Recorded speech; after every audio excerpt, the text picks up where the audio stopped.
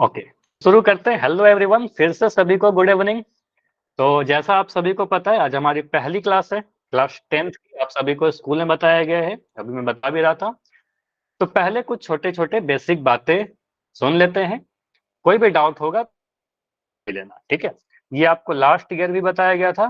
पहले से जो हमारी प्रोग्राम चल रही है, जो क्लास हम लोग कर रहे हैं, ये नीव प्रोग्राम के अंतर्गत चल रहा है, ठीक है? हमारे प्रोग्राम का क्या नाम है? नीव। और ये कौन से ऑर्गेनाइजेशन या कौन से संस्था के द्वारा करवाई जा रही है? तो ये अवंती के द्वारा करवाई जा रही होगी है, आप सभी को ऑलरेडी पता है, ठीक है? अब कुछ और छोटी-सी बातें देखते हैं, जैसे कि आपको पता है नीव नाम क्यों है? तो बेसिक से पढ़ेंगे, ऐसा नहीं है कि सीधे हम लोग एनसीईआरटी उठाएँगे और वहाँ से क्वेश्चन करना स्टार्ट करेंगे, नहीं। वो सारे कांसेप्ट हम लोग देखेंगे जो आपको क्लास 10th के सिलेबस को पढ़ने के लिए पता होना चाहिए। हेलो पूजा, हेलो मीनाक्षी, हेलो एवरीवन, सभी को हेलो, ठीक है? तो आपको पता है सारे कांसेप्ट देखेंगे क्लास 10th के, जो पता होने चाहिए वो सारे बेसिक कांसेप्ट पढ़ेंगे। सेकंड चीज, सेकंड क्वेश्चन, क्यों कर रहे हैं ये क्लास? ऑनलाइन क्लास आप सभी को पता है, ऑनलाइन क्लास का जमाना है आजकल, ठीक है? सभी लोग कहीं ना कहीं किसी न किसी प्लेटफॉर्म पे ऑनलाइन क्लास किया होगा, लास्ट ईयर भी किया हम लोगों ने। तो ऑनलाइन क्लास से परिचित होने के लिए टेक्नोलॉजी का जमाना है, टेक्नोलॉजी को यूज करना होगा आप लोग को, ठीक है? तो ऑनलाइन क्लास से आप परिचित हो गए। यहाँ पर काफी सारे बेसिक कंसेप्ट से आपको डेली लाइफ के एग्जाम्पल दिए जाएंगे। डेली लाइफ के एग्जाम्पल से क्या होगा, आप अपने आसपास के जीवन में मैथ्स को देख पाओगे, मैथ्स को रिलेट कर पाओगे, और इससे क्या होगा, मैथ्स में इंटरेस्ट आएगा, ठीक है? कोई भी चीज में आपकी अगर इंटरेस्ट बनेगी, डेफिनेटली क्या होगा, आपको वो चीजें आसान लगने लगेगी। काफी सारे बच्चे होंगे जिनको मैथ्स से डर लगता होगा, लेकिन अगर उसमें इंटरेस्ट आने लगेगा, मैथ्स से बिल्कुल डर नहीं लगेगा, ठीक है? उसके बाद सबसे इम्पोर्टेंट क्वेश्चन कि ये क्लासेस हम लोग कैसे करेंगे? आप सभी को पता है कौन सा एप्लीकेशन यूज कर रहे हैं हम लोग? बताइए। Hello, good evening. कौन सा एप्लीकेशन यूज कर रहे हैं? Google Meet. Meet. Google Meet. तो गूगल मीट पर आपकी क्लास चलेंगी, ठीक है? जैसे आज आप लोग जुड़े हो, बिल्कुल इसी तरीके से लिंक के द्वारा। और गूगल मीट में सप्ताह में 3 दिन आपकी क्लास चलेगी, ठीक है? तो वो 3 दिन कौन सा होगा, ये नोट कर लीजिएगा सभी लोग। मोस्ट इंपॉर्टेंट, ध्यान से सुनते रहिएगा, सारी चीजें मैं पूछूंगा आपसे, ठीक है? ध्यान से सुनिएगा। तो टाइम टेबल क्या है आपका, समय सारणी क्या है? तो शाम का 7 से 8 ये टाइम है आपका। 7 बजे आपकी क्लास शुरू होगी, 7 से 8 बजे तक 1 घंटे की क्लास चलेगी। सप्ताह में 3 दिन, तो वो 3 दिन कौन सा होगा? सोमवार, बुधवार और शुक्रवार। मंडे, वेडनेसडे एंड फ्राइडे, ये 3 दिन क्लास चलेंगी। नोट कर लिया सभी ने? अच्छा, आवाज में प्रॉब्लम अगर आ रही हो सोनम, तो एक बार लेफ्ट करके ज्वाइन करो, हो सकता है कोई प्रॉब्लम हो रही हो, ठीक है? लेफ्ट करिए और ज्वाइन करिए, सही हो जाएगा, ठीक है? तो मंडे, वेडनेसडे, फ्राइडे, सभी लोग नोट कर लीजिए, ठीक है? 3 दिन चलेगी, मंडे, वेडनेसडे, फ्राइडे एंड 7 से 8 बजे तक, ठीक है? आगे, अब मैक्सिमम मुझे जहां तक दिख रहे हो सभी बच्चे मुझे जान ही रहे होगे, है ना? सभी पुराने ही बच्चे मुझे दिख रहे हो। अगर कोई बच्चा अगर नया भी जुड़ा है ना? हो सकता है कि आप इस बार पहली बार क्लास कर रहे हो, या किसी और सर या मैम से पढ़ रहे होगे लास्ट ईयर। तो एक मैं अपना इंट्रोडक्शन बता दूं, छोटा सा परिचय, बहुत ज्यादा समय नहीं लेंगे। मेरा नाम क्या है? पंकज कुमार। आप सभी को पता है, काफी सारे बच्चों को। और मैं जो आपकी क्लासेस ले रहा हूँ, पटना से ले रहा हूँ, बिहार से ले रहा हूँ, और मैं पटना का ही हूँ, बिहार से हूँ, ठीक है? आपने नाम सुना होगा, बिहार की राजधानी है पटना, नाम सुना है सभी ने? इतना जीके तो पता होगा आप, ठीक है?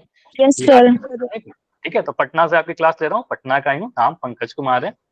मैं 5 साल से, या कहो तो 5 साल से भी अधिक हो गया अब तो, लगभग 6 वर्षों से मैथ्स पढ़ा रहा हूँ, क्लास 9 से क्लास 12 तक के बच्चों को, ठीक है? मैंने क्या किया है, कोर्स कौन सा किया है? तो बीएससी बैचलर इन साइंस और बीएड बैचलर इन एजुकेशन, ठीक है? ये क्या होता है, कुछ समय बाद आपको पता चल जाएगा। थोड़ा सा मैं बता दूं, क्लास 12 के बाद आप साइंस में अगर इंटरेस्टेड हो तो बैचलर इन साइंस करते हो। अगर आपको फ्यूचर में टीचर बनना है ना, अगर आपको अध्यापक बनना है, आपको लगता है कि मेरी तरह अभी कुछ बच्चों को पढ़ाओ, तो आपको बीएड करना होगा। एक कोर्स होता है बीएड, बैचलर इन एजुकेशन। तो बीएड करोगे तो आप जाकर टीचर बन पाओगे, ठीक है? तो ये बस छोटा सा इंट्रोडक्शन था, ताकि आपको भी पता होना चाहिए कि कौन आपको पढ़ा रहा है, सिर्फ पढ़ा नहीं रहा है, कौन आपको सिखा रहा है, ठीक है? कोशिश करेंगे कि सारी चीजें मैं आपको सिखा सकूं। अब छोटे छोटे चीजें और जानते हैं जो आपको ऑनलाइन क्लास के बारे में पता होंगी, पता होनी चाहिए। ये क्या दिख रहा है आपको? माइक। ये क्यों है? आपको काफी सारे बेसिक ऑप्शंस दिए गए हैं, इनको अच्छे तरीके से आपको यूज करना है। तो ये माइक है। कब यूज करोगे इसका, कोई बताओगे? इसका यूज कब करना है? सर जब कोई क्वेश्चन या फिर कोई आंसर बता रहे हो तब। सर कोई डाउट पूछ रहे हो तो। हाँ, कुछ बोलना हो, अगर मतलब कोई टॉपिक हो, देखो मैं कोशिश करूंगा कि आपके सारे डाउट क्लियर कर दूं, लेकिन हो सकता है ना कि कुछ डाउट आपके रह जाए, कुछ आपको पूछना रहे जो आप चैट सेक्शन में ना लिख पा रहे हो, ठीक है? तो आप बिल्कुल माइक ऑन करके पूछ लेना, कभी मैं मना नहीं करूंगा, ठीक है? तो बिल्कुल माइक ऑन करके आप पूछ लोगे अपना कोई भी डाउट हो तो, ठीक है? यहाँ पर आपका एक ऑप्शन दिखता है, इस पर क्लिक करोगे, माइक ऑन हो जाएगा। अननेसेसरी ऑन नहीं करना है, इन जनरल क्लास में माइक बंद रखना है। अगर कोई डाउट हो तो डाउट बिल्कुल पूछ लेना माइक ऑन करके, ठीक है? चलिए, उसके बाद एक और इंपॉर्टेंट फीचर, यहाँ पर 3 डॉट दिख रहे होंगे सबसे नीचे में कोने में। ये 3 डॉट का कब यूज करना है? इस 3 डॉट पर क्लिक करोगे तो सेकंड वाला पेज खुल कर आएगा। अब इस सेकंड वाले पेज में क्या होगा, यहाँ पर काफी सारे ऑप्शन आपको दिख रहे होंगे। इन ऑप्शन में क्या क्या इंपॉर्टेंट है, हमें यहाँ पर देखो, इस सारे ऑप्शन से कोई मतलब नहीं है, जो मैं क्रॉस कर रहा हूँ ना, इनसे कोई मतलब नहीं है हमें, ठीक है? हमें करने के लिए सर और पोल के लिए। नाइस, एक तो हमें चैट सेक्शन के लिए और एक पोल के लिए। तो इन कॉल मैसेज का जो ऑप्शन है, जब आप इस पर क्लिक करोगे तो आपका चैट सेक्शन खुलेगा। यह क्या होता है, जैसे आप लोग नाम लिख रहे हो ना, काफी बच्चे नाम लिख रहे हो, ऑलमोस्ट सभी लोग, तो हो सकता है कि अभी आपने नाम लिखने के लिए यहाँ पर क्लिक किया, इन कॉल मैसेज का एक ऑप्शन आएगा, यहाँ पर आपने नाम लिखा, कोई भी क्वेश्चन आपका कोई डाउट हो तो वहां पर डी लिख सकते हो आप, ठीक है? अगर मैं कुछ पूछूं तो वाई या एन में आपको रिस्पॉन्स अगर करना हो तो यहीं पर आप सीधे वाई या एन लिखकर आप बता सकते हो, ठीक है? तो वहां पर आप इसको यूज कीजिएगा, वाई एन, कोई भी रिस्पॉन्स देने के लिए, कोई भी आंसर करने के लिए भी आप इसको यूज कर सकते हो, ठीक है? बिल्कुल चैट सेक्शन है ये, जिस तरीके से आप व्हाट्सएप पे अपने फ्रेंड लोग से बातें करते हो, बिल्कुल उसी तरीके का है, ठीक है? इन कॉल मैसेज एक चैट सेक्शन है और कुछ नहीं, ठीक है? उसके बाद एक और इंपॉर्टेंट चीज है, पोल। मोस्ट इंपॉर्टेंट, क्लास में आपने लास्ट ईयर भी देखा होगा, काफी सारे पोल में आपके क्वेश्चन पूछे जाते थे और कई बार मैं कहता था कि पोल में आंसर जरूर करिए। तो इसी से आपकी एक रिपोर्ट बनेगी, अच्छे से रिपोर्ट बनाई जाएगी अगर आप पोल में आंसर करोगे। यह क्या है, देखो अभी तो आपको नहीं पता होगा, लेकिन पता तो है ही, लेकिन अगर किसी को नहीं पता है तो अगर मैं बीच में, क्लास के बीच में कुछ कुछ क्वेश्चन जो पूछ रहा हूँ, तो अगर मैं कहता हूँ कि पोल सेक्शन में आंसर कीजिए, तो पोल में आंसर करने के लिए आपको इस 3 डॉट पर यहाँ पर क्लिक करना होगा, एक्टिविटी वाले ऑप्शन पे। ये कैसा आएगा, 3 डॉट पर क्लिक करने के बाद, 3 डॉट पर क्लिक करोगे, एक्टिविटी का ऑप्शन आएगा। इस एक्टिविटी पे आप जैसे ही क्लिक करोगे, फिर आप देखोगे ये ऑप्शन खुल कर आएगा, ठीक है? कुछ ऐसा ऑप्शन खुल के आएगा, वन पोल एक्टिव करके। जब आप यहाँ क्लिक करोगे, अभी नहीं आएगा क्योंकि अभी मैंने कोई पोल नहीं पूछा है, जब पूछूंगा तब आएगा।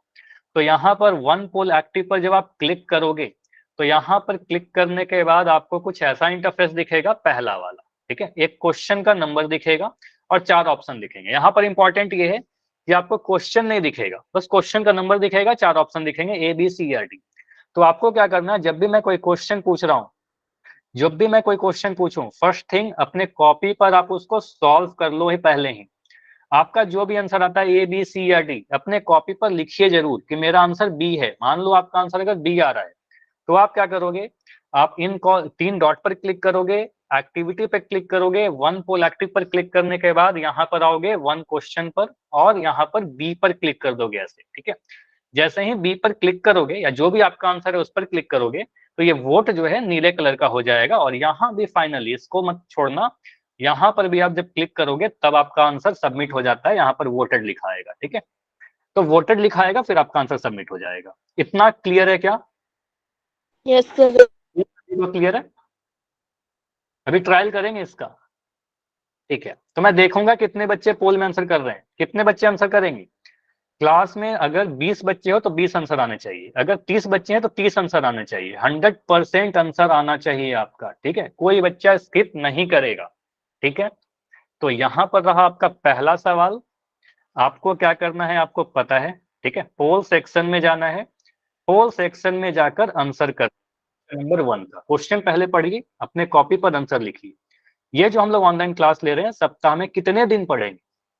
बोला था ना पूछेंगे क्वेश्चन आपसे, सारी चीजें ध्यान से करनी है, बताइए कितने क्लास करेंगे? ऑल सेक्शन में जाकर आंसर करना है, सर। ठीक है? बहुत बढ़िया, अभी तक 21 बच्चों का आंसर आया है, टोटल 29 बच्चे, दिया सर। ठीक है? बढ़िया, बहुत बढ़िया।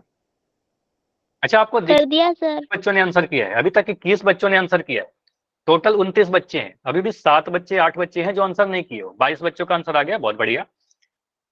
चलिए 23 का आ गया, नाइस। चलिए अभी 5 सेकंड और रुकेंगे। देखो कभी भी पोल आपको हमेशा ऐसे ही एंड नहीं किया जाएगा, हमेशा आपको बताया जाएगा कितना समय चल रहा है, काउंटडाउन चलेगा। तो मैं आपको बता रहा हूँ कि 5 सेकंड में इसको पोल को एंड करेंगे। अगर आपको लगता है कि आपका आंसर नहीं हुआ है, आप सॉल्व कर रहे हो, तो माइक ऑन करके बता देना, क्योंकि चैट अभी बंद रहेगा। ठीक है, 5 4 3 2 1। ठीक है, टाइम अप। अभी मैं पोल को एंड कर रहा हूँ, और जैसे ही पोल एंड होगा आपको देखो चैट सेक्शन ओपन मिलेगा।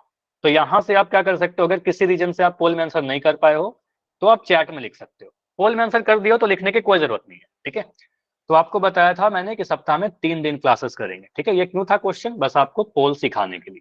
ठीक है, समझ में आया सभी को पोल में कैसे आंसर करना है? ठीक है, चंचल आपका अगर पोल नहीं आता ना, एक बार मुझे अपना एसआरएन क्लास के एंड में बता देना रुक कर। ठीक है, बिल्कुल बता जरूर देना, अपना एसआरएन क्लास के एंड में रुककर बता देना अगर पोल नहीं आता तो। चलिए सेकंड क्वेश्चन, हम लोग इस ऑनलाइन क्लास में कौन सा सब्जेक्ट पढ़ेंगे ये भी पता है ना। चलिए तो अभी पोल सेक्शन में आपको आंसर करना है, अभी सभी का आंसर आना चाहिए। ठीक है, कर तो दिया सर। कौन सा विषय पढ़ेंगे? नाइस, काफी जल्दी मेरे पास 18 आंसर आ चुके हैं, 21 आंसर आ चुके हैं, बहुत बढ़िया, काफी फास्ट, बहुत बढ़िया। कर दिया सर।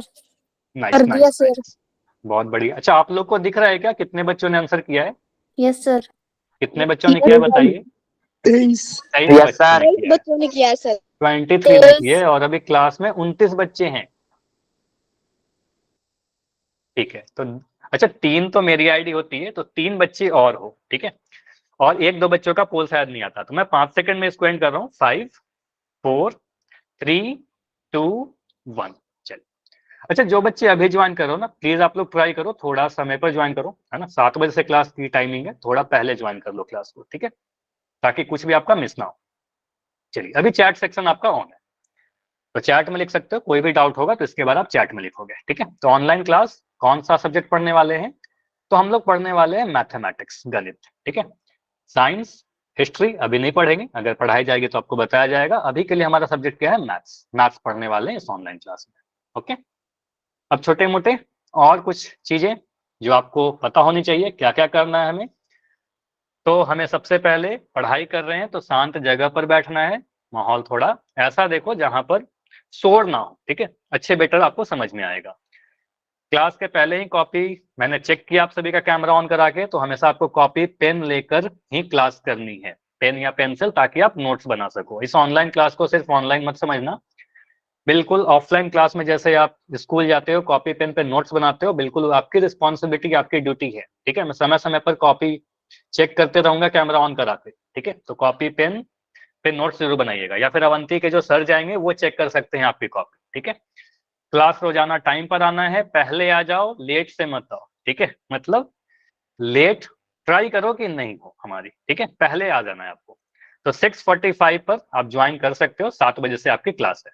ठीक है, डाउट बिल्कुल पूछना है, डाउट पूछने के लिए चैट सेक्शन का यूज करिए, इवन माइक ऑन करिए, कोई प्रॉब्लम नहीं है। ठीक है, चैट सेक्शन में लिख दीजिए, कोई भी डाउट हो तो आप डी लिखोगे, समझ में आ जाएगा वाई लिखोगे। ठीक है, डाउट होगा तो क्या लिखोगे? डी लिखोगे। ठीक है, डी लिख देना, मुझे समझ में आ जाएगा, मैं बिल्कुल आपका माइक ऑन करा के पूछ लूंगा आपसे। ये तो इंपॉर्टेंट है, कई बार मैं आपको बता चुका हूँ, पोल में आंसर करना बहुत जरूरी है, पोल में जवाब देना ही देना है, जैसा अभी आप लोग दे भी रहे थे सारे बच्चे। ठीक है, गृह कार्य आपको दिया जाएगा, स्कूल जाते हो तो होमवर्क मिलता है, यहाँ भी आपको होमवर्क दी जाएगी, लिंक के द्वारा दी जाएगी। हर क्लास के बाद होमवर्क जरूर करना है, उससे आपकी प्रैक्टिस होगी और वहीं से आप सीख पाओगे। ठीक है, 2 छोटे छोटे चीज। ठीक है, कई बार कंप्लेन करते हैं बच्चे कि सर मोबाइल चार्ज नहीं है, बैटरी जाने वाली है। ठीक है, तो ये नहीं करना है, मोबाइल चार्ज रखिएगा, ताकि 1 घंटे की क्लास आप कर लो अच्छे से। और इसका तो कुछ कर नहीं सकते, लेकिन ट्राई करो। घर में कई बार क्या होता है, एक कमरे में अच्छा नेट आता है, एक में नहीं आता। ठीक है, तो ट्राई करना कि ऐसे आप चेक करो कहाँ पर अच्छा नेटवर्क है, अच्छे नेटवर्क वाली जगह पर बैठने की कोशिश करो, ताकि आपकी ये पूरी क्लास सही तरीके से चल सके। अब ये आपने देख लिया क्या क्या करना है, तो ये भी देख लो क्या क्या नहीं करना है। क्या क्या नहीं करना है? अनम्यूट, देखो यहाँ पर लिखा तो गया अनम्यूट नहीं करना है, इसका मतलब ये नहीं है कि अनम्यूट नहीं करना है, डाउट होगा तो बिल्कुल अनम्यूट करके पूछना है आपको। इसका मतलब है ना कि अननेसेसरी, बिना मतलब का अनम्यूट नहीं करना है। ठीक है, क्लास डिस्टर्ब होती है। कमेंट सेक्शन में अननेसेसरी बातें नहीं करनी है, एक दूसरे से बातें नहीं करनी है, जो भी बातें होंगी मैथ्स से रिलेटेड होगा, क्लास से रिलेटेड होगा, ठीक है। कोई डाउट होगा पूछ लेना, ठीक है। कक्षा छोड़कर बीच में से नहीं जाना है, पूरी क्लास करनी है आपको और कोई भी डाउट नहीं रखना है। जितना डाउट पूछोगे उतना आपका बेहतरीन क्लियर होते रहेगा। बिल्कुल मैं ट्राई करूंगा कि आपका कोई डाउट ना बचे, लेकिन बिल्कुल हो सकता है कोई डाउट रहे तो बिल्कुल आप चैट में लिखकर पूछोगे, आइक ऑन करके पूछोगे। इवन अगर कुछ रह जाता है, आप क्लास के बीच में नहीं पूछ पाते हो, क्लास के एंड में मैं रुकूंगा, वहां पूछ लेना। कभी डाउट पूछने से मना नहीं किया जाएगा, या अगले क्लास के पहले जुड़कर पूछ सकते हो, ठीक है। तो डाउट बिल्कुल पूछना, मैं हमेशा आपके लिए रहूंगा डाउट बताने के लिए, ठीक है। इतनी बातें सभी को क्लियर है तो एक बार जल्दी से मुझे वाई लिखकर कंफर्म करिए, चलिए, ताकि हम लोग कंटेंट स्टार्ट कर सके, अपनी पढ़ाई स्टार्ट कर सके, ठीक है। Why, okay, nice. चलिए अभी शुरू करते हैं अपनी टॉपिक। तो आपका क्लास 10 का जो चैप्टर नंबर 1 है, उसमें क्या आपको दिखता है? Real numbers. रियल मतलब वास्तविक, नंबर्स मतलब संख्याएं। तो पहला जो चैप्टर है आपका रियल नंबर्स है। तो रियल नंबर से ये स्टार्ट करेंगे। इंपॉर्टेंट टॉपिक है, आपके एग्जाम में हर साल यहाँ से क्वेश्चन आएंगे ही आएंगे, ठीक है। तो ऐसा नहीं है, मैंने आपको बताया ना कि सीधे क्वेश्चन नहीं करेंगे एनसीईआरटी बुक से, कुछ बेसिक कंसेप्ट पढ़ के ही करेंगे, ठीक है। तो सबसे पहले मुझे बताइए कि अब तक आपने काफी सारे संख्याओं के बारे में पढ़ा, ठीक है। तो कुछ टाइप्स ऑफ नंबर के बारे में आप बता सकते हो क्या? देखो मैं संख्या के बारे में नहीं पूछ रहा, संख्या के प्रकार के बारे में पूछ रहा हूँ, टाइप्स ऑफ नंबर। तो एक दो टाइप भी बता सकते हो तो बताइए चैट में। पहले मैं आपसे पूछ रहा हूँ, फिर मैं बताऊंगा। संख्याओं के प्रकार, टाइप्स ऑफ नंबर, चैट में लिख दो। नहीं, संख्या नहीं पूछना। हाँ बिल्कुल, अभी एक आंसर आया सर, प्राकृतिक, प्राइमरी, परिमेय। हाँ परिमेय संख्या, प्राकृतिक संख्या, वेरी नाइस। रेशनल नंबर, प्राकृतिक संख्या, नाइस, बहुत बढ़िया। तो सोनम ने आंसर दिया है, बहुत बढ़िया। पूर्ण संख्या, बहुत बढ़िया। देखो यहाँ पर आपको अलग अलग टाइप्स ऑफ नंबर दिख रहे होंगे, जो आपने ऑलरेडी पढ़ रखा है। क्लास 9th में काफी डिटेल में हम लोगों ने पढ़ा है, ठीक है। क्लास 6 से लेकर क्लास 6 में, 7 में, 8 में, 9 में, सभी जगह पर आपने पढ़ा है, ठीक है, ये सारी चीजें। तो आपको ये पता है सर, नंबर काफी तरह के होते हैं, टाइप्स ऑफ नंबर काफी तरह के होते हैं। प्राकृतिक संख्या, पूर्ण संख्या, पूर्णांक, परिमेय संख्या, अपरिमेय संख्या। एक ब्रीफ छोटी छोटी चीजें मैं आपको बता दूं। देखो मुझे पता है आप में से काफी सारे बच्चों को ये सारी चीजें पता है, लेकिन एक बार ब्रीफ में बता दूं छोटी छोटी चीजें, ताकि आपको छोटा सा भी डाउट है तो वो क्लियर रहे, ठीक है। तो प्राकृतिक संख्या को इंग्लिश में नेचुरल नंबर कहते हैं और इसको एन से रिप्रेजेंट करते हैं। देखो यहाँ पर जो कंफ्यूजन होता है, ध्यान से समझिएगा, एन का मतलब ये नहीं किसी एक नंबर की बात कर रहा हूँ।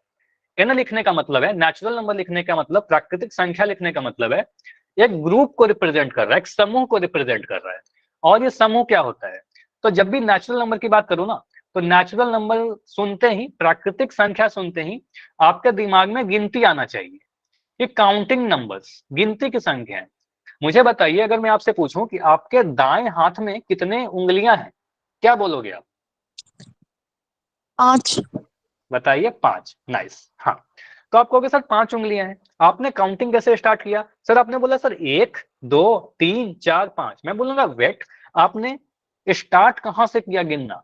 आपने कहां से स्टार्ट किया? देखो मैं आपसे ही पूछ रहा हूं, आप ही आंसर दीजिए। 1 से स्टार्ट किया। तो आप कहोगे सर गिनती, अगर कुछ चीजों की गिनती कर रहे हैं तो 1 से स्टार्ट करेंगे। तो पहला नेचुरल नंबर अगर आपसे पूछे कोई कि मुझे बता दो कि सबसे पहली प्राकृतिक संख्या क्या होगी, तो आप कहोगे सर 1 होगा। उसके बाद क्या होगा? 2 होगा, 3 होगा, 4 होगा, इस तरीके से बढ़ते जाएगा।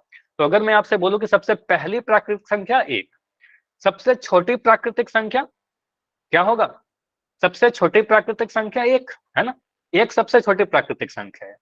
अब मुझे बताइए, सबसे बड़ी प्राकृतिक संख्या में पूछो तो क्या बोलोगे? लार्जेस्ट नेचुरल नंबर, सबसे बड़ी प्राकृतिक संख्या, क्या बोलोगे आप? नहीं बता सकते, वेरी नाइस। तो आप कहोगे सर सबसे बड़ी प्राकृतिक संख्या हम नहीं बता सकते। यहाँ पर कुछ बच्चों के जो आंसर आ रहे हैं इनफाइनाइट, वही ध्यान दीजिएगा थोड़ा। इनफाइनाइट या अनंत नहीं बोल सकते, यही छोटी छोटी चीजें जो आपको सीखनी है, ठीक है, इसलिए मैं ये सारी चीजें लेकर भी आया हूँ, ठीक है। तो इन, हाँ कुछ बोल रहे हो क्या? सर संख्याएं अनगिनत होती हैं, संख्याएं अनगिनत हम होती है। बता नहीं सकते कि संख्याएं कहाँ खत्म होंगी। बहुत बढ़िया रवीना, ठीक है, हम ये बता नहीं सकते ना, अनंत कोई संख्या नहीं है। तो आप कहोगे सर ये तो अनंत तक चलते जाएगा, तो सबसे बड़ी प्राकृतिक संख्या क्या होगी हम नहीं बता सकते। ठीक है, तो आप सीधे बोलना हम नहीं बता सकते। तो सबसे छोटी तो बता सकते हैं 1 है, लेकिन सबसे बड़ी प्राकृतिक संख्या हम नहीं बता सकते, अनंत तक जाएगा। ऐसा मत कहना कि 1 लाख होगा, 2 लाख होगा, वो तो चलते रहेगा ना, 1 लाख, 2 लाख, 5 करोड़, 20 करोड़, उसके बाद भी चलते रहेगा, ठीक है, कभी खत्म नहीं होगा। ओके, अब आते हैं पूर्ण संख्या पर। पूर्ण संख्या को होल नंबर कहते हैं, पूर्ण मतलब पूरा, होल, और होल नंबर के ग्रुप को, इसके समूह को W से रिप्रेजेंट करते हैं।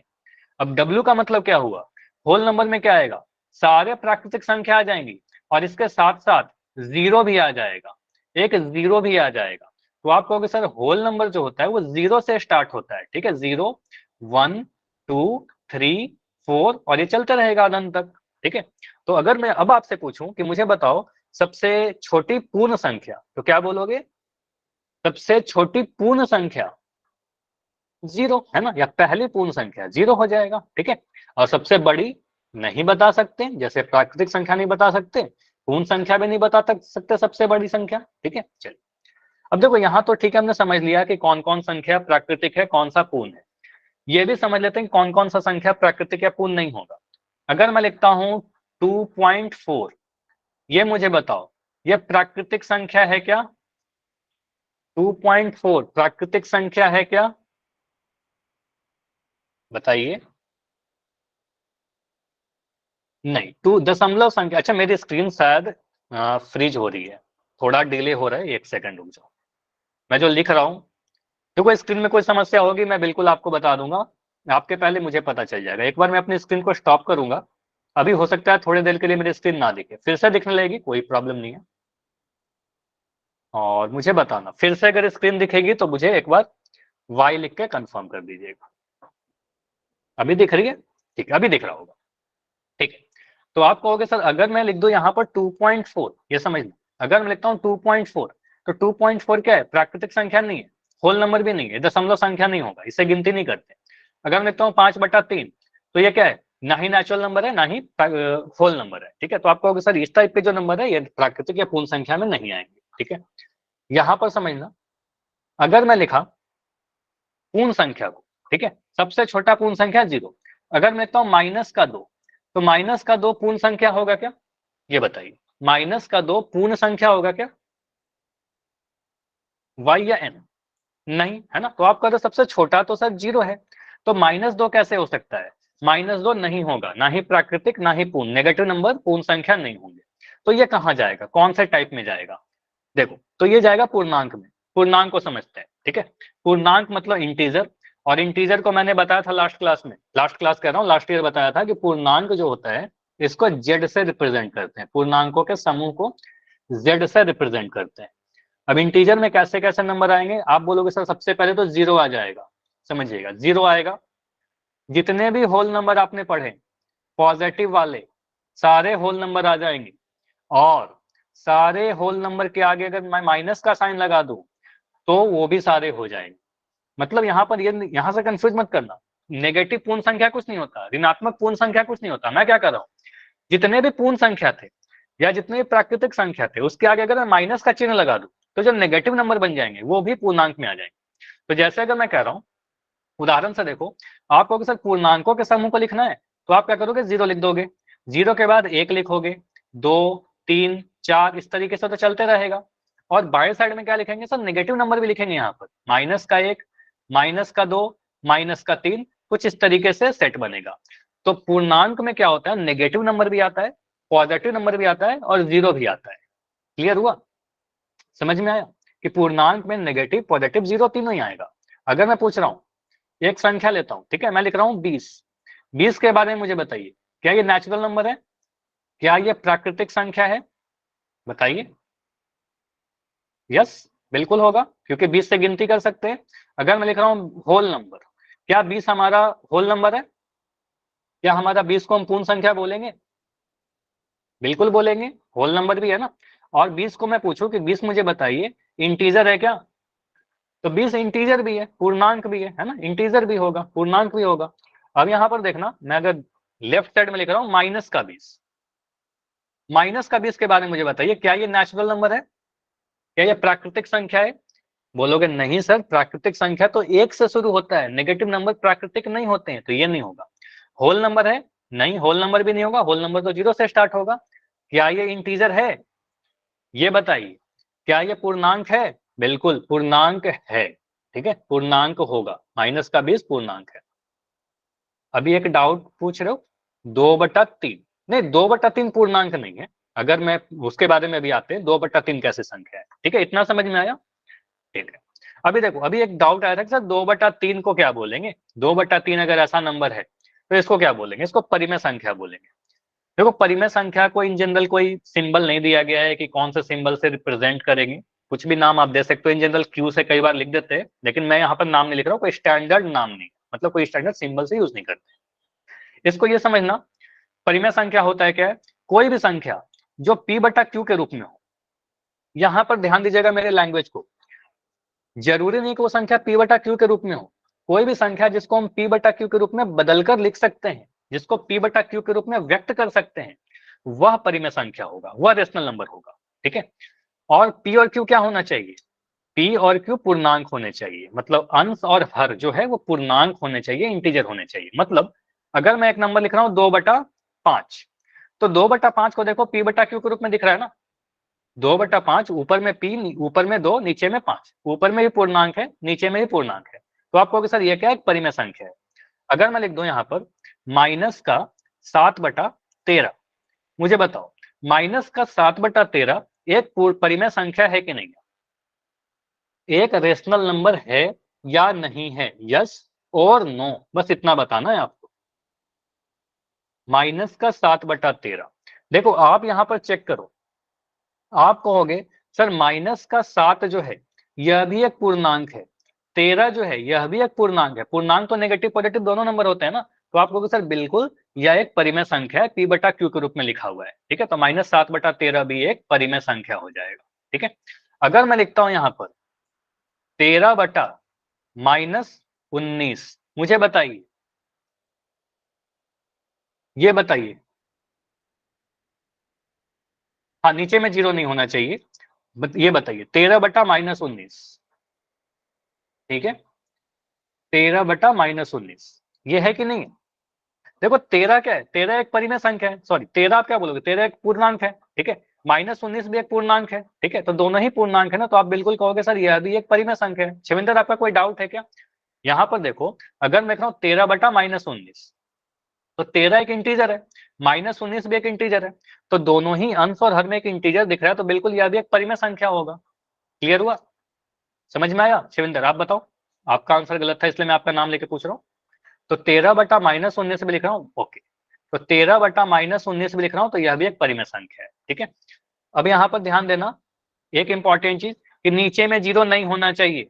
अगर मैं लिखता हूँ 5/0, तो यहाँ पर बोलना सर यह एक परिमेय संख्या नहीं, ठीक है, ये ध्यान रखिएगा। हालांकि नीचे में पूर्णांक आपको दिख रहा है, 0 एक पूर्णांक है, लेकिन यह परिमेय संख्या नहीं कहलाएगा, ठीक है, 5/0 को परिमेय संख्या नहीं बोलेंगे, ओके।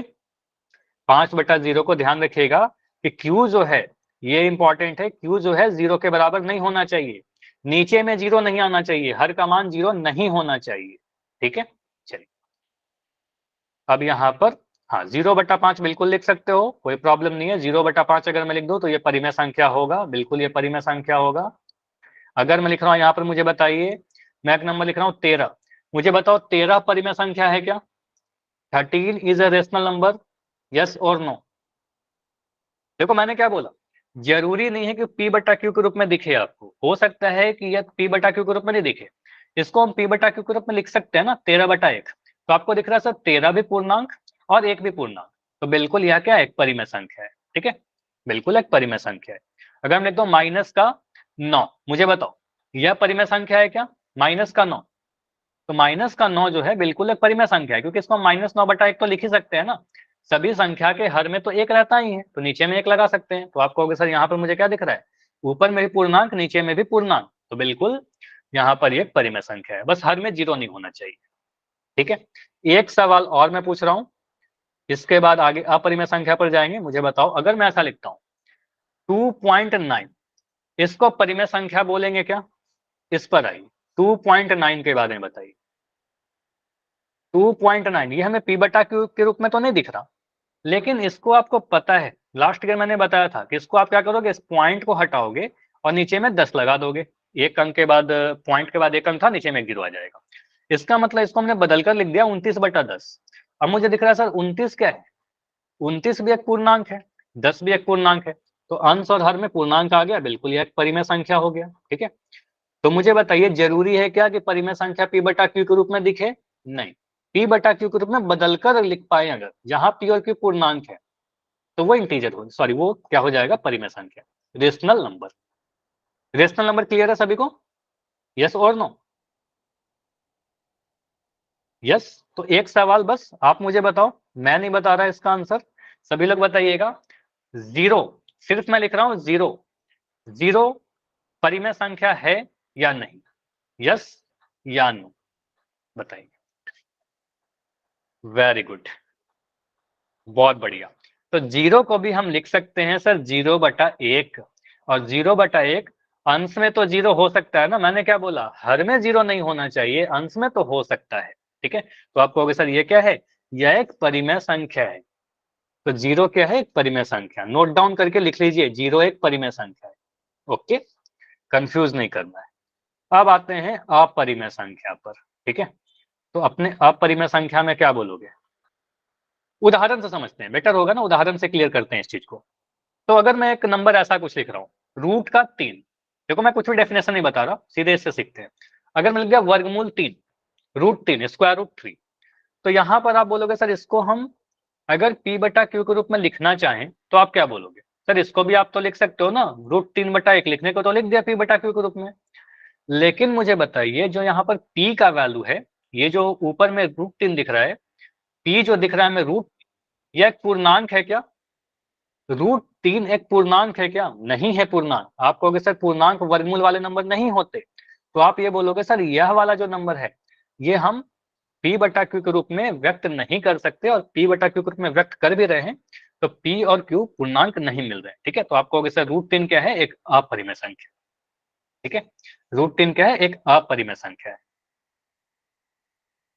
ठीक है, और यहां पर अगर मैं लिख दूं वर्गमूल 2, मुझे बताइए वर्गमूल 2 क्या होगा, परिमेय या अपरिमेय?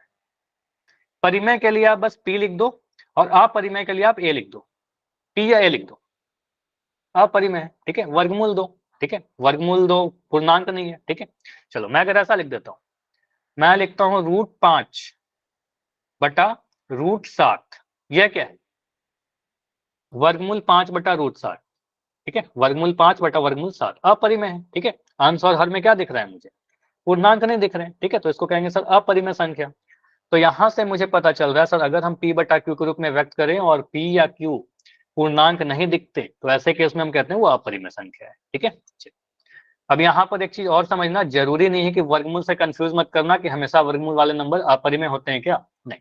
अगर मैं ऐसे लिख दूं वर्गमूल 9, इसको क्या बोलेंगे हम, वर्गमूल 9 को क्या बोलेंगे? वेरी गुड, बहुत बढ़िया। देखो वर्गमूल से कंफ्यूज नहीं करना, देखो सिंप्लीफाई करिए। वर्गमूल 9 को आप बोलोगे सर वर्गमूल 9 को लिख सकते हैं 3 × 3, 9 को 3 × 3 लिख सकते हैं। अब ये 2 बार 3 है तो एक बार तो ये बाहर आ जाएगा, एक बार ये बाहर आ जाएगा, इसका मतलब 3 आ गया। मतलब आपको पता सर वर्गमूल 9 जो है यही 3 के बराबर है, और 3 को हम लिख सकते हैं 3/1। तो वर्गमूल 9 को हमने क्या लिखा, p/q के रूप में लिख दिया, जहां पर p और q क्या है, पूर्णांक है। तो वर्गमूल 9 क्या हो जाएगा, परिमेय संख्या है। ठीक है, तो वर्गमूल 9 जो है एक परिमेय संख्या है। ठीक है, हाँ 3 एक परिमेय संख्या है, इसलिए वर्गमूल 9 भी एक परिमेय संख्या हो जाएगी। क्लियर इतना? तो एक लास्ट क्वेश्चन मुझे बताओ, 2 क्वेश्चन मैं पूछ रहा हूं आपसे, 2 क्वेश्चन मैं पूछ रहा हूं। पहला क्वेश्चन नंबर 1, अगर मैं लिख रहा हूं वर्गमूल 5, ये मुझे बताइए परिमेय या अपरिमेय? वर्गमूल 5, तो आंसर आने लगे, बहुत बढ़िया, अपरिमेय है ना, वर्गमूल 5 को हम सिंप्लीफाई नहीं कर सकते। ठीक है, तो वर्गमूल रह जाएगा, अपरिमेय संख्या होगा। अगर मैं सेकंड क्वेश्चन पूछ रहा हूं, मुझे बताइए वर्गमूल 16, ये क्या होगा, वर्गमूल 16 परिमेय हो गया, क्योंकि वर्गमूल 16 कितना आएगा, एनीवन, माइक ऑन करके बता दो। हाँ 4 सर। बहुत बढ़िया।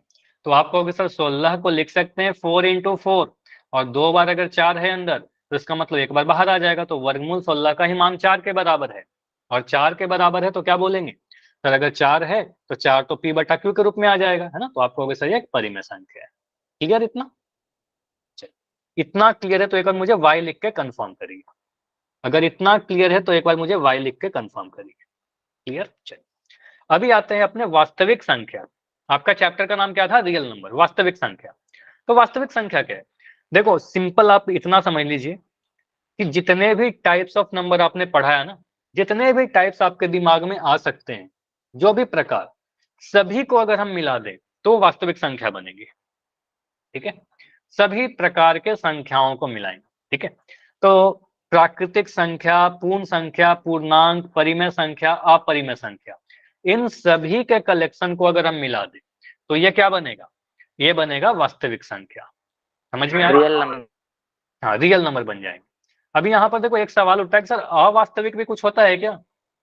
बताइए, अवास्तविक भी कुछ होता है? हाँ होता है, लेकिन आपको क्लास 10th में नहीं पढ़नी। ठीक है, इमेजिनरी नंबर होता है जो आप क्लास 11th में पढ़ोगे। तो अभी के लिए आप समझना कि क्लास 11th की चीजें अभी नहीं जानते, है ना, हमें तो क्लास 10th पढ़ना है अभी। तो अभी के लिए आप इतना समझना, जितने भी टाइप के नंबर होते हैं सर हमारे सिलेबस में, अगर कोई भी संख्या आपको लिखकर पूछा जाए कि ये वास्तविक संख्या है क्या, तो आप बोलना बिल्कुल वास्तविक है। हमारे सिलेबस में क्या है?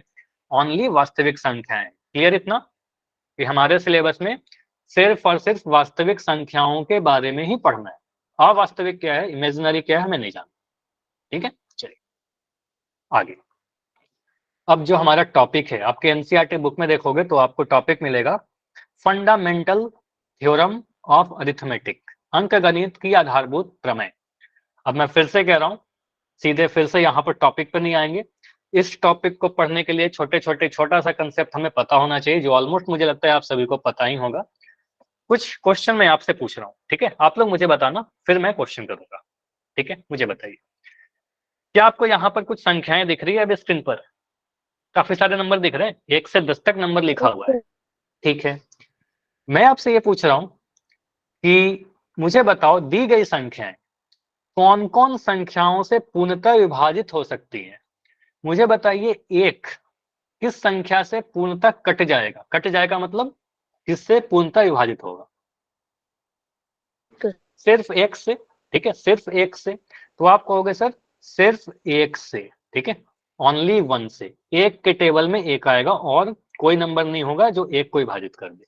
अगर मैं पूछ रहा हूं दो के लिए, एक एक करके आंसर करिएगा। ठीक है, दो के लिए कौन कौन से नंबर है जो दो को विभाजित कर सकती है? एक और दो, है ना, एक के टेबल में दो आता है, एक से दो कट जाएगा और दो से दो कट जाएगा। ठीक है, एक और दो। अब मैं पूछ रहा हूं तीन के लिए, तीन के लिए तीन और एक या फिर एक और तीन। तो आप कहोगे सर एक के टेबल में तीन आता है, एक से कट जाएगा तीन और तीन। ठीक है, एक और तीन। अब मैं यहाँ पर पूछ रहा हूँ चार। चार कौन कौन से संख्याओं से कटेगी? कौन कौन संख्या? बहुत बढ़िया। तो एक, दो और चार। तो आप कहोगे सर एक के टेबल में तो चार आ जाएगा, एक से पूर्ण तक कट जाएगा। दो दूनी चार, दो से भी कट जाएगा और चार से भी कट जाएगा। तो तीन संख्या आ गई, एक, दो और चार। अब आता हूँ पांच पर। तो कौन कौन संख्या से कटेगा? एक और पांच। आंसर बिल्कुल काफी पहले आ रहा है, बहुत बढ़िया। ठीक है, तो आप कहोगे सर बिल्कुल एक और पांच से कट जाएगा। छह के बारे में मुझे बता दो, छह के बारे में बता दो। एक, दो, तीन और छह। अच्छा देखो, अगर किसी का डाउट भी है ना, अगर आपको लगता है कि आपको कोई भी छोटी सी डाउट है तो बिल्कुल पूछ लेना प्लीज। ठीक है, माइक ऑन करके बता दो, चैट में लिख के बता दो कि सर मुझे नहीं समझ में आ रहा है, कोई प्रॉब्लम नहीं है। ठीक है, बिल्कुल पूछ। के बारे में अगर बात करें तो एक से कट जाएगा, दो के टेबल में छह आएगा, दो तीन छह, तीन के टेबल में आएगा और छह के टेबल में आएगा, छह एकम छह। ठीक है, तो इतनी संख्याओं से एक से कट, इतनी संख्याओं से कटेगी। अब मैं सात के बारे में बात करूं तो सात किसके किसके टेबल में आएगा? एक और सात, है ना। तो आप कहोगे सर एक से कटेगा और सात से कटेगा और कोई संख्या से सात विभाजित नहीं होगा। अगर मैं आठ के बारे में पूछूं, बारे में बताइए। आंसर आ रहा है, दिख भी रहे, एक, दो, चार और आठ। बहुत बढ़िया। तो एक, दो, दो से कटेगा आठ, चार के टेबल में आएगा, चार से कट जाएगा और यहाँ पर लिख देंगे आठ, तो आठ के टेबल में आएगा। नौ का आंसर मुझे स्क्रीन पर दिखने लगा है, नौ के बारे में आप लोग लिख रहे हो सर एक और नौ से विभाजित होगा और नौ से विभाजित होगा। और चलिए लास्ट वाला लिख दीजिए, दस का एक, दो, पांच और दस। बहुत बढ़िया। अच्छा किसी का दो छूटा है ना, एक, पांच, दस जो लिख रहे हो, देखो एक से कट जाएगा ना, एक से तो सभी संख्या कट जाएगी ना। तो आप कहोगे सर एक, दो, पांच और 10, 5 दूनी 10 और 10 10। अब यहाँ कुछ कंसेप्ट समझने की कोशिश करते हैं। देखो, आपने नोटिस किया क्या कि चाहे कोई भी संख्या ले लो, सभी संख्याओं में देखिए एक आ रहा है क्या सभी जगह पर, तो कोई भी संख्या एक तो आएगा ही आएगा, ठीक है। सभी संख्याएं एक से विभाजित हो सकती हैं, ठीक है। तो मैंने क्या बोला, जितनी भी संख्याएं हैं एक से विभाजित हो जाएंगी, ठीक है। पर एक नंबर लेता हूं 220, क्या ये 220 एक से विभाजित हो जाएगा? एक से विभाजित होगा? बिल्कुल होगा। तो एक तो सभी संख्याओं को विभाजित कर देगा, ठीक है। तो एक हमेशा आएगा, सभी संख्या मतलब विभाजित कर देगा। उसके बाद यहां पर देखिए, जो भी संख्या के बारे में बात कर रहे हैं, 2 तो देखिए यहां 2 आया, 3 तो 3 आया। हर जो भी संख्या है अपने आप के टेबल में तो आएगा ना, 5 के टेबल में 5 आएगा, 7 के टेबल में 7 आएगा, 2000 के टेबल में 2000 आएगा, इसके टेबल में 20 आएगा। तो हर संख्या अपने आप को तो विभाजित कर ही देगी। तो 4 के में देखिए 4 आया, ठीक है। 5 में देखो 5 आया, 6 में 6 आया, 7 में 7, 8 में 8, 9 में 9 और 10 में 10 आया। मतलब 2 कंसेप्ट सीखा हमने कि हर संख्या अपने आप से विभाजित होगी, ठीक है। तो यहां पर से समझना, वो सारी संख्याएं, कुछ कंसेप्ट है यहाँ पर, वो सारी संख्याएं जो सिर्फ अपने आप से, स्वयं से और एक से विभाजित होती है, वो संख्याएं प्राइम नंबर यानी अभाज्य संख्या कहलाती है, ठीक है। अभाज्य संख्या कौन कौन सा यहाँ पर, तो आपको होगा सर 2। देखिए प्राइम नंबर की मैं बात कर रहा हूं, मैं यहाँ पर क्या लिखना चाह रहा हूँ, प्राइम नंबर, ठीक है। तो अगर मैं यहाँ पर लिखूं प्राइम नंबर यानी अभाज्य संख्या, अभाज्य कहने का मतलब क्या, ऐसी संख्या, समझते चलिएगा, ऐसी संख्या जो सिर्फ एक से कटे और अपने आप से कटे। तो आप कहोगे सर 2 होगा, 3 होगा, 5 होगा, सिर्फ एक से कट रहा है और अपने आप से कट रहा है, 7 होगा, और कोई होगा क्या, 1, 3 अलावा और कोई नंबर यहाँ पर दिख रहा है क्या, बताइए। No sir. और कोई भी संख्या नहीं, ठीक है। इसके अलावा जो भी संख्या आपको दिख रही है ना, एक की बातें नहीं कर रहा, एक के बारे में थोड़ी देर में देखेंगे एक क्या है। अभी ये देखिएगा, अगर मैं 4 की बात करूं तो 4 में देखो, 1 से और 4 से तो कट ही रहा, एक संख्या और आ गया 2, ठीक है। 1 और 4 को छोड़कर, मतलब 1 और अपने आप को छोड़कर एक और संख्या है 2 जिससे 4 विभाजित हो जाए, ठीक है। तो आप कहोगे सर 2 आया। यहाँ पर अगर मैं 6 की बात करूं तो 6 देखो, 1 और 6 को छोड़कर 2 और 3 से विभाजित हो रही है, ठीक है। उसी तरीके से अगर मैं 8 की बात करूं तो 2 और 4 से विभाजित हो रहा है, ठीक है। 8 जो है 2 और 4 से विभाजित हो रहा है, मतलब 1 और 8 को छोड़कर, अपने आप और 1 को छोड़कर 2 और 4 से कट रहा है। 9 3 से कट रहा है, 10 2 और 5 से कट रहा है। नंबर या भाज्य संख्याओं को छोड़कर जो भी संख्याएं हमें दिख रही है, जैसे कि अगर मैं बात करूं 4 के बारे में, 6 के बारे में, 8 के बारे में, 9 के बारे में और 10 के बारे में, संख्याओं को बोलेंगे भाज्य संख्या। इन संख्याओं को बोलेंगे भाज्य संख्या, composite number, composite number. Clear? ये समझ में आया कि क्या है और कंपोजिट क्या है, प्राइम क्या है, कंपोजिट क्या है। क्लियर है? चलिए अभी देखो, एक के बारे में मैंने आपको कुछ नहीं बताया, एक के बारे में डिस्कस करेंगे थोड़ी देर के बाद, ठीक है। थोड़ा समय रुक जाओ, एक के बारे में डिस्कस करेंगे। तो डेफिनेशन क्या है यहां पर समझिएगा, अभाज्य संख्या यानी प्राइम नंबर क्या होता है। डेफिनेशन क्या है अभाज्य संख्या का, वह संख्या जिसे स्वयं से और एक के अलावा और कोई संख्या से विभाजित नहीं कर सके, वह प्राइम नंबर होगा, अभाज्य संख्या होगा। जैसे आपने देखा दो, दो किसके किसके टेबल में आएगा, तो आपको सर 1 और 2 से कटता है, इसके अलावा और किसी से नहीं कटेगा। 1 से कट, 1 और 2 से कटेगा 2 और किसी से नहीं कटेगा। अगर मैं लिख रहा हूं एक और नंबर ले लिया 5, तो 5 के बारे में बोलोगे सर 5 जो 1 से कटेगा और 5 से कटेगा, किसी से विभाजित नहीं होगा। तो 5 क्या है, प्राइम अपने आप से और एक। मुझे बताइए 11 अगर मैं लूं तो 11 भाज्य संख्या या अभाज्य? फिर डेफिनेशन इंग्लिश में देखो, डेफिनेशन या फिर जो कंटेंट है वो तो हिंदी में रहेगा, लेकिन आपको टर्म सारे इंग्लिश मीडियम के बच्चे हो क्या, यहाँ पर इंग्लिश मीडियम के बच्चे हैं क्या कुछ? इंग्लिश मीडियम के बच्चे हो ना, एक बार क्लास के एंड में मुझे लिख के एक बार रुक जाना, ठीक है। एक बार जरूर रुकना क्लास के एंड में, ठीक है, अपना एसआरएन बता देना। तो यहाँ पर देखिए कुछ मैं 11 के बारे में पूछूं तो 11 प्राइम नंबर है क्या, अभाज्य संख्या है क्या, बताइए। देखो 11 जो 1 से कटेगा और 11 से कटेगा, इसके अलावा तो 11 क्या एक प्राइम नंबर है, 11 एक प्राइम नंबर है। 11 के बाद मुझे बताओगे 11 के बाद कौन सा प्राइम नंबर आता है, 11 के बाद 13, आपने बोला 13, तो 13 क्या है सर 1 से कटेगा और 13 से कटेगा, इसके अलावा और कोई संख्या से नहीं कटेगा, प्राइम नंबर है, ठीक है। तो फिर आएगा, बहुत बढ़िया, ठीक है। तो आपको कुछ संख्या में ध्यान रखनी है। अब देखिए भाज्य संख्या क्या होता है। अच्छा 21 लिख रहे हैं बच्चे, 21 नहीं होगा अभी, मैं क्यों नहीं होगा। तो कंपोजिट नंबर या भाज्य संख्या क्या होता है, वह संख्या होगी जो स्वयं और एक के साथ साथ किसी अन्य प्राकृतिक संख्या हो जाती है। जैसे आप है 1 और 4 के अलावा 2 से विभाजित हो जाएगी, 6 देखिए 2 से विभाजित हो जाएगी, है ना। 8 भी जो है 2 से विभाजित हो जाएगी, है ना, 4 से कट जाएगा। 10 जो है 5 से कट जाएगा, है ना। तो आप कहोगे सर ये संख्याएं जो अभी दिख रहे हैं अपने आप और एक के अलावा किसी और संख्या से भी कट जाएगा, ठीक है। अगर मैं लिखूं यहाँ पर, अभी किसी ने प्राइम में बोला था 21, अगर मैं लिखूं 21, यह भाज्य या भाज्य, प्राइम में भाज्य अभाज्य, भाज्य कंपोजिट नंबर होगा। क्यों, क्योंकि आपको दिख रहा है सर ये 1 से 7 से 1 से तो कटेगा ही, 21 से तो कटेगा ही, इसके अलावा 3 से भी कट जाएगा, ठीक है। ये 7 से भी कट जाएगा, तो 1 और 21 के अलावा और 7 से भी कट रहा है, तो हम क्या कहेंगे ये कंपोजिट नंबर है, ठीक है। यह एक कंपोजिट नंबर है, भाज्य संख्या है। क्लियर, समझ में आया। अगर मैं यहाँ पर एक नंबर में लिख रहा हूँ यहाँ 25, इसके बारे में मुझे बताइए, प्राइम या कंपोजिट, भाज्य या अभाज्य। आप कहोगे सर ये 1 कट और 25 से तो कट ही जाएगा, इसके अलावा ये एक और संख्या 5 से भी कट जाएगा, ठीक है। 5 से भी कट जाएगा तो हम क्या कहेंगे, कंपोजिट नंबर है, भाज्य संख्या है, ठीक है, भाज्य संख्या है। मुझे बताइए अगर मैं लिखूं यहाँ पर 29, 29 क्या है,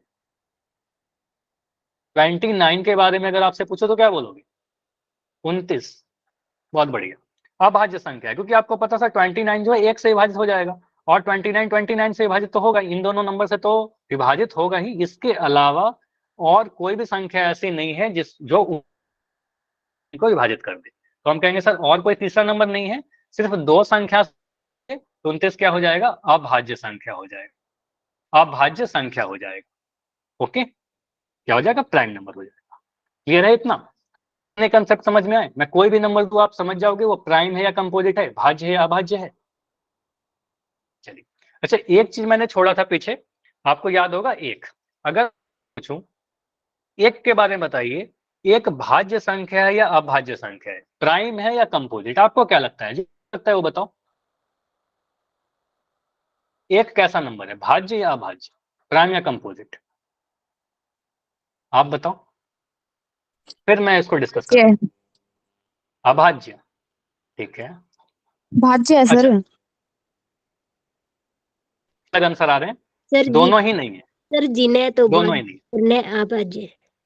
बहुत बढ़िया। तो एक जो है ना ही भाज्य संख्या ना ही अभाज्य संख्या है, ये ध्यान जो है ना ही भाज्य संख्या है ना ही अभाज्य संख्या है, इसको ना ही हम भाज्य बोल सकते हैं ना ही अभाज्य बोल सकते हैं, ठीक है। भाज्य क्यों नहीं बोल सकते, क्योंकि भाज्य संख्या में क्या होता है, कंपोजिट नंबर में क्या होता है, अपने समझिएगा यहाँ पर ध्यान से कि रीजन आप समझ क्यों नहीं है दोनों। तो जैसे कंपोजिट नंबर लिखूं, अगर मैं भाज्य संख्या में बोलूं, जैसे कोई एक भाज्य संख्या का उदाहरण लेता हूं 4, तो आपको सर ये जो है 1 से कटेगा, 4 से कटेगा, इसके अलावा एक और नंबर, ठीक है, 3 नंबर से विभाजित हो रही है, ठीक है, 3 नंबर से विभाजित हो रही है। लेकिन एक में ऐसा कुछ नहीं है, एक सिर्फ 1 से विभाजित हो रही है, इसलिए भाज्य संख्या नहीं है। अगर मैं अभाज्य के श्रेणी में देखना चाहूं कि अभाज्य है कि नहीं है, तो अभाज्य संख्या 2 नंबर से कटना चाहिए, अपने आप से और एक से, सिर्फ एक ही नंबर से कट रहा है, एक जो है सिर्फ एक ही नंबर से कट रहा है, तो हम क्या बोलेंगे, एक जो है वो ना ही भाज्य है ना ही अभाज्य संख्या है। ये नोट डाउन कर लो, ये काफी इंपॉर्टेंट है। क्लियर, नोट किया। अच्छा शायद स्क्रीन में प्रॉब्लम आ रही है क्या, एक सेकंड में चेक कर, ठीक है अभी सही होगा। तो ये नोट किया सभी ने, ये सभी ने नोट किया क्या, यस या नो, यस सर। एक ना ही भाज्य है, ना ही अभाज्य है, ना ही प्राइम है, ना ही कंपोजिट है। कोई क्वेश्चन पूछे तो आप बोलना सर एक ना ही भाज्य है, ना ही अभाज्य। अब कुछ और क्वेश्चन है आपके सामने, जैसे यहाँ पर काफी सारे नंबर दिखाए गए, आप यहाँ पर बताइए कौन कौन से इसमें अभाज्य संख्याएं, कौन से यहाँ पर प्राइम नंबर है। देखो चेक करते हैं हम लोग। देखो सबसे पहले जब भी आपके पास ऐसा नंबर आ जाएगा ना, तो आप सबसे पहले क्या सोचोगे, 41। पहला नंबर जो दिख रहा है 41, 41 के बारे में सोच, यह एक से तो कट ही जाएगा, 41 से तो कट ही जाएगा, इसके अलावा कोई जो 41 को विभाजित कर दे पूर्ण रूप से, नहीं। तो आप कहोगे सर जो 41 को विभाजित कर दे, ठीक है। तो आप कहोगे सर 41 क्या है, यह प्राइम नंबर है। देखो प्राइम के लिए, अभाज्य संख्या के लिए मैं पी लिख रहा हूँ, ठीक है। मैं क्या लिख रहा हूँ, पी, प्राइम या अभाज्य संख्या के लिए, ठीक है। मैं यहाँ पर लिख रहा हूँ पी, ठीक है। अब मैं 42 ले लेता हूँ, अगला नंबर 42। 42 होगा क्या, 42 होगा क्या, 42। देखो सिंपली आप इतना ध्यान रखना, कोई भी सम संख्या आप देख लो, इवन नंबर, इवन नंबर के बारे में पता है, जो 2 से विभाजित होती है, तो जितने भी इवन नंबर होंगे वो 2 से तो कट ही जाएंगे ना। तो 42 के बारे में अगर हम ज्यादा नहीं सोचे कौन कौन मुझे के अलावा, ये 2 से तो क्या कहेंगे, 2 से विभाजित हो जाएगा, तो ये कंपोजिट नंबर हो जाएगा, यानी भाज्य संख्या हो जाएगा। तो भाज्य संख्या के लिए मैं क्या लिख रहा हूँ, भाज्य संख्या के लिए हम लोग सी लिख दे रहे हैं, ठीक है, सी लिख रहे हैं, कंपोजिट नंबर, क्लियर है। तो ये प्राइम नंबर नहीं है, इसको चाहे मैं इसको काट ही दे रहा हूँ, ठीक है, इसको मैं काट दे रहा हूँ, इसका मतलब ये प्राइम नहीं। 43 के बारे में बताइए, 43 है क्या, बस यस या नो लिख के बताइए। 43 यस या नो, यस या नो, है कि नहीं है, प्राइम है कि नहीं है, अभाज्य संख्या है कि नहीं, है नहीं है। देखो 43 सिर्फ 43 से कटेगा और 1 से कटेगा, इसके अलावा और कुछ से नहीं कटेगा, ठीक है। तो आपको सर 43 जो है एक प्राइम नंबर है, ठीक है, यस ये एक प्राइम नंबर है, ठीक है। 43 44 पे कर दिया, सॉरी। तो आप बोलोगे सर यहाँ पर 43 जो है ये एक प्राइम नंबर है, ठीक है। 43 क्या होगा, एक प्राइम नंबर है, अभाज्य संख्या। 44 के बारे में बताइए, 44 क्या है, 44 देखो इवन नंबर आ गया, सम संख्या आ गया, तो कहेंगे सर ये 2 से तो कट ही जाएगा, 2 से कट जाएगा तो ये प्राइम नंबर नहीं हो सकता। जितने भी इसमें इवन नंबर हैं, जो भी सम संख्या है वो प्राइम नहीं, ठीक है। 45 के बारे में बताइए, 45 क्या है, 45 प्राइम है क्या, 45 प्राइम है क्या, 45 प्राइम है क्या, 45 प्राइम नहीं है ना। 5 नमा 45 आपको दिख रहा है, 5 से कट जाएगा, 5 नमा 45, 5 से कट जाएगा तो ये प्राइम नंबर नहीं है। 46 सम आ गया, 2 से कट जाएगा, 2 से कट जाएगा तो ये प्राइम नंबर नहीं है। 47 के बारे में बताइए, 47 कैसा संख्या है, 47 कैसा संख्या है, 47 के बारे में प्राइम नंबर है ना। तो कहोगे सर 47 1 और 47 के अलावा किससे नहीं कटेगा, इसका मतलब ये क्या है, ये एक प्राइम नंबर है, ठीक है, ये प्राइम नंबर है। 48 के बारे में बताइए, अगर मैं 48 के बारे में बात करूं, जो 48 नंबर है, 48 कंपोजिट हो जाएगा। आप कहोगे सर नहीं है, 2 से कट जा रहा है, इवन नंबर है, जो भी इवन नंबर है नहीं होगा। तो आप कहोगे सर ये नहीं है हमारा, ठीक है, प्राइम नंबर नहीं है, इसको मैं काट ही दे रहा हूँ इस तरीके से, ठीक है। तो आप कहोगे सर ये नहीं है। 49, 49 के बारे में बताइए, 49 नहीं होगा ना, किससे कट रहा है, 49 किससे कट रहा है, 1 और 49 के अलावा, 1 और 49 के अलावा किससे कट रहा है, 7 से कट रहा है। तो आप कहोगे सर ये 7 से कट रहा है, प्राइम नंबर नहीं हो सकता। 50 क्या संख्या आ गया, नहीं होगा, 2 से कट जाएगा, ठीक है। 51 के बारे में मुझे बताइए, 51 प्राइम है क्या, नहीं, नहीं है ना। देखो 51 में कंफ्यूज नहीं होना है, 51 आप क्या करो, 5 और 1 को जोड़कर देख लो, 5 और 1 को जोड़ा कितना आ गया, 6। तो हम पता है ना 3 से विभाजकता का नियम, तो इसका अंकों को जोड़ा 6 आ गया। आपको पता है सर 6 3 से कट जाएगा, मतलब 51 भी 3 से कट जाएगा, ठीक है। तो आप कहोगे सर 3 कैसा संख्या है, ये भाज्य संख्या है, 3 से कट जाएगा, 17 तिया 51, 17 तिया 51, तो कहेंगे सर ये क्या है, प्राइम नंबर नहीं, कंफ्यूज नहीं करना, ठीक है। 52 तो सम संख्या है, नहीं होगा, आपको पता है सम संख्या नहीं होगा। मैं सारे 56 सम संख्या, 58 सम संख्या, 60 सम संख्या है, तो जितने भी सम संख्या उसको तो मैंने काट दिया, ठीक है, वो तो प्राइम हो ही नहीं सकता। अब विषम संख्या को चेक कर लेते हैं। 53 के बारे में बताइए, 53 होगा क्या, 53 होगा ना, आपको कहोगे सर 53 बिल्कुल प्राइम नंबर है, 53 प्राइम नंबर है, ठीक है, सिर्फ एक और 53 से कट रहा है। 55, 55 के बारे में बताइए, कौन नंबर से कट रहा है? 55 5 से कट जा रहा है ना, 5 से एंड हो रहा है तो 5 से कट जाएगा, 11 पंजे 55, ये नहीं होगा। 57 के बारे में मुझे बताओगे, यानो प्राइम है, अभाज्य है कि नहीं है? आपने कैसे चेक किया? 50, या तो सीधे आपको दिख गया होगा, ठीक है, या फिर आपको सर 57 के अंकों को जोड़िए, 5 + 7 कितना आ रहा है? 12 आ रहा है, 3 से कट जा रहा है, 3 से कट जा रहा है ना, मतलब ये नंबर 3 से कट जाएगा, ठीक है, तो आप कहोगे सर ये क्या है? ये प्राइम नंबर नहीं होगा, ठीक है, प्राइम नहीं होगा। 19 × 57, बहुत बढ़िया। 59 के बारे में बताओ, 59 क्या है? भाज्य है या अभाज्य है? या फिर बताओ प्राइम है कि नहीं है? प्राइम है ना, आपको सर 59 जो है बिल्कुल प्राइम होगा, ये सिर्फ एक और 59 से कटेगा और किसी के टेबल में नहीं आता 59, ठीक है। तो कोई भी नंबर दूंगा पता चल जाएगा आपको, कोई भी नंबर के बारे में समझ जाओगे? Yes sir. बहुत बढ़िया। चलो अगर मैं लिख रहा हूं यहाँ पर 213, ये मुझे बताइए प्राइम नंबर है कि नहीं है, अभाज्य है या नहीं? बस यस या नो। कैसे चेक किया? छोड़ दिया। 2 + 1 + 3, अभी मुझे नहीं पता चल रहा किससे कटेगा नहीं कटेगा, मैं इसको चेक कर रहा हूं, तो ये मिल रहा है 3 + 3 यानी 6, 3 3 6, ठीक है ना। तो आपको सर 6 जो है 3 से कट जाएगा, मतलब अंकों का योग जो है 6 से कट रहा है, मतलब 213 किससे कट जाएगा? 3 से विभाजित हो जाएगा, ठीक है, 3 से विभाजित हो जाएगा, और भी काफी सारे से कट जाएंगे, तो मुझे पता सर 3 से कट जाएगा तो अभाज्य नहीं हो सकता, ठीक है, तो आपको सर 213 कैसा है? 213 अभाज्य संख्या नहीं है, ठीक है, नहीं है, क्लियर। कंपोजिट नंबर होगा, हाँ 213 कैसा है? कंपोजिट नंबर है, भाज्य संख्या। चलो यहाँ पर कुछ क्वेश्चन आपसे पूछे हैं, इन क्वेश्चन सभी काफी इंपॉर्टेंट है, ठीक है, समझना। अगर मैं आपसे पूछूं सबसे छोटी अभाज्य संख्या, क्या बोलोगे? सबसे छोटा अभाज्य संख्या, देखो मैं यहाँ पर कुछ नंबर लिख रहा हूँ, एक से कुछ नंबर लिख रहा हूँ, 1 2 3 4 5 6 7, कुछ नंबर। देखो सबसे छोटा अभाज्य संख्या, तो आप क्या बोलोगे? तो सबसे छोटा अभाज्य संख्या 1 होगा क्या? नहीं, 1 नहीं होगा ना, 1 तो ना ही भाज्य ना ही अभाज्य है, तो 2 होगा। सबसे छोटा अभाज्य संख्या 2 होगा, ठीक है। सबसे छोटा सम अभाज्य संख्या, देखो दुनिया में सिर्फ एक ही अभाज्य संख्या है जो सम है, दुनिया में सिर्फ एक ही अभाज्य संख्या है जो सम है और वो 2 है, ठीक है, तो सम अभाज्य संख्या 2, ये काफी इंपॉर्टेंट है, ठीक है, तो ही संख्या ऐसा है जो सम है और अभाज्य है 2, ठीक है।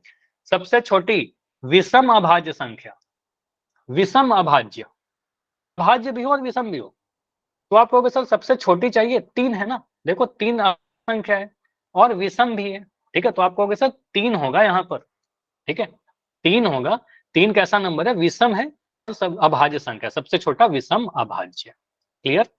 अब मुझे बताइए, अगर मैं बोलूं ना ही भाज्य ना ही अभाज्य, कोई संख्या ना ही भाज्य भाज्य, क्या होगा? 1 होगा ना, ये तो काफी बार याद करवा दिया आपको। मैं पूछूं सबसे बड़ी सम अभाज्य संख्या, सबसे बड़ी भाज्य संख्या, सबसे बड़ी सम अभाज्य संख्या, मैंने क्या बोला? एक ही नहीं, दुनिया एक जो सम है, देखो अगर मैं बोलूं दुनिया में कितने ताजमहल है, नहीं सुन समझो, दुनिया में कितने ताजमहल है बताइए? एक ही ताजमहल है ना, ताजमहल की बात करें तो एक ही है। मैं कहूं सबसे बड़ा ताजमहल तो आगरा, छोटा ताजमहल आगरा का होगा, सबसे बढ़िया ताजमहल आगरा का होगा, है कि नहीं?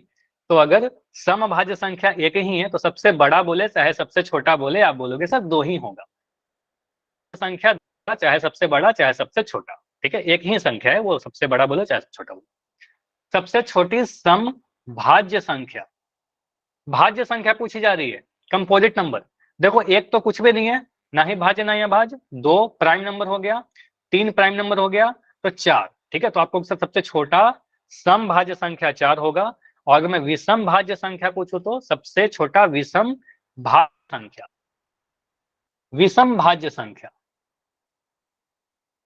विषम भाज्य संख्या क्या होगा? ठीक है, तो 5 क्या हो गया? 5 तो अभाज्य हो गया, 6 तो सम हो गया, 7 अभाज्य हो गया, 8 सम हो गया, और 9 के बारे में बोलोगे सर 9 क्या है, भाज्य संख्या है और विषम है, तो आप यहाँ पर आंसर डालोगे 9, जैसा आप लोग चैट में लिख भी रहे हो। इतना क्लियर है सभी को, यस या नो? अच्छा 5 मिनट और रुकेंगे क्लास में, 5 मिनट और रुकेंगे, ठीक है, 5 मिनट मोर, ओके ठीक है, तो 5 मिनट और, तो यस या नो? इतना बात क्लियर है, तो या वाई लिख के बताइए, कोई भी डाउट है तो पूछ लो, कि आप जल्दी से स्क्रीनशॉट लो, स्क्रीनशॉट लीजिए और इसकी रिवीजन करिएगा। ठीक है, अभी मैं आपसे पोल सेक्शन में क्वेश्चन पूछूंगा, इसका आंसर पोल में देना है आपको। पोल में आंसर करने आता है सभी को? Yes sir. Yes sir.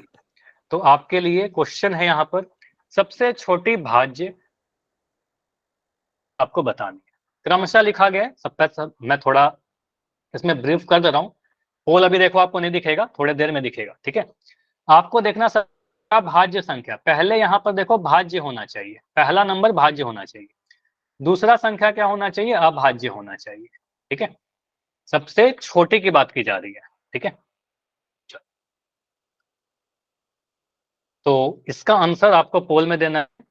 पोल अभी लॉन्च हो चुका है, देखते हैं कितने बच्चे आंसर करते हैं। हड़बड़ी नहीं करिएगा, हड़बड़ी करोगे हो सकता है यहाँ पर गलती कर दो, ठीक है। ऑर्डर इंपॉर्टेंट है यहाँ पर, देखो क्रमशः लिखा गया है, पहले भाज्य संख्या लिखना है, फिर संख्या लिखना है, पहले भाज्य फिर अभाज्य, पहले कंपोजिट फिर प्राइम। ऑप्शन देखिए 4 तथा 1, 4 तथा 2, 1 तथा 4, 2 तथा 4। सबसे पहले आपको बताना है कि सबसे बड़ा भाज्य संख्या क्या मैंने बताया, फिर आपको बताना सबसे छोटा अभाज्य संख्या सही लगता है, ए बी सी। अभी देखो काफी सारे बच्चे जिनका आंसर नहीं आया है, काफी सारे ऐसे बच्चे जिनका नहीं आया है, कोई डाउट है क्या? 14 बच्चों ने आंसर दिया, बहुत बढ़िया, बहुत नाइस। 17 बच्चों का आंसर आ चुका है, बहुत बढ़िया। अभी क्लास में 4 बच्चे हो जिनका आंसर नहीं आया है, 4 बच्चे और। अच्छा 1-2 बच्चे नहीं आता, तो अब मैं 5 सेकंड रोक रहा हूँ, 5, चलिए अभी जाइए पोल में आंसर कीजिए, 5 4 3 2 1। बढ़िया, ऑलमोस्ट सभी का आंसर आया है। पोल को मैं एंड कर रहा हूँ और आपका चैट सेक्शन अभी ओपन है। चैट क्यों ओपन है, कोई भी डाउट हो बिल्कुल पूछ लेना आप, ठीक है। अच्छा कोई भी लेफ्ट नहीं करोगे अभी, ठीक है, अभी कुछ बातें करेंगे थोड़ी देर, उसके बाद लेफ्ट करेंगे क्लास, पहले इसको समझ लेते हैं। तो यहाँ पर आपसे क्या बोला गया, सबसे छोटा भाज्य संख्या, तो सबसे छोटा भाज्य संख्या क्या होगा, आप ही लोग बताओ। 4, आपको बताया ना अभी, सबसे छोटा भाज्य संख्या 4, तो सबसे छोटा भाज्य संख्या क्या होगा, 4 होगा। जैसे अगर मैं तो एक तो कोई हो गया, 3 अभाज्य हो गया, तो 4 से छोटा अभाज्य, तो आपको होगा सर 4 होगा। अभाज्य क्या होगा सबसे छोटा, 2 होगा, तो आपको होगा सर सबसे छोटा अभाज्य संख्या क्या होगा, 2 होगा, क्योंकि 1 तो होगा नहीं, 2 होगा, ठीक है। 2 1 क्या है, ना ही भाज्य ना ही अभाज्य, जाएगा 4 और 2, तो आंसर कौन सा दिखेगा आपको, ऑप्शन नंबर बी, ठीक है, क्लियर है? Yes sir. अच्छा ये समझ में आया क्या कि कुछ बच्चों का आंसर जो ऑप्शन नंबर डी Yes, था, ये sir. क्यों गलत हो गया? Yes sir. क्योंकि क्रमशः था, क्रमशः का मतलब क्रम के अकॉर्डिंग, ठीक है। पहले अभाज्य, सब पहले भाज्य पूछा गया था तो भाज्य लिखना था, ठीक है, फिर अभाज्य लिखना था। कोई बात नहीं, गलती होती है, गलतियों से सीखना है। मुझे बताइए अभी समझ में आया कि नहीं आया? आ गया सर। आया ना, ठीक है। आया सर। तो अभी इतना ही रखेंगे क्लास, अभी जो अगला पोल है अगले क्लास में कुछ नया कंसेप्ट अगले। अभी कोई डाउट है मुझे बताइएगा, कोई डाउट है तो, कोई डाउट है तो बताइए। No sir. Okay good night sir.